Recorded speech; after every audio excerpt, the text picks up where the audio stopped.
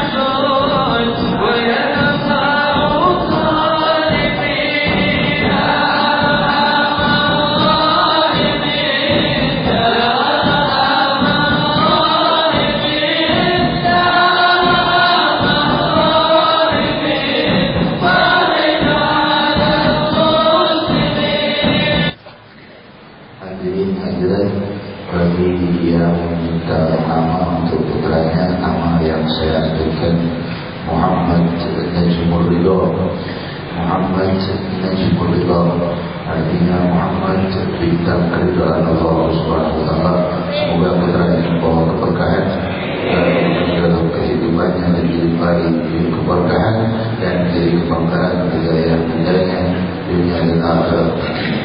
Dan bagi jemaah yang meminta nama untuk majelis taklimnya, nama yang saya berikan Nurul Madinah, majelis taklim Nurul Madinah, yaitu cahaya Madinatul Munawwarah Sayyidina Muhammad SAW.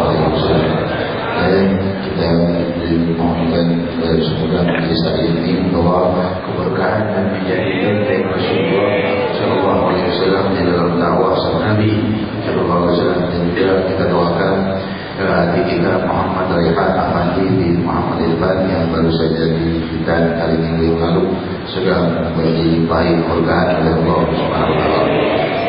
Kita teruskan dengan doa penutup. Sebelumnya saya sampaikan bahwa majelis kita malam Sabtu yang akan datang kita beri kabar majelis Rasulullah SAW di Masjid Islamic Center beserta zikir akbar jalalah malam Sabtu, Jumat malam Sabtu. Malam Ahad tidak ada majelis karena saya majelis di Singapura. Demikian hadirin doa untuk kita mintakan kepada guru kita Fadilatul Sayyid Al-Habib Uhud bin Muhammad Al Abbas yang berkata masykur. قال رسول الله صلى الله عليه وسلم أفضل ما قلت أنا والنبيون من قبلي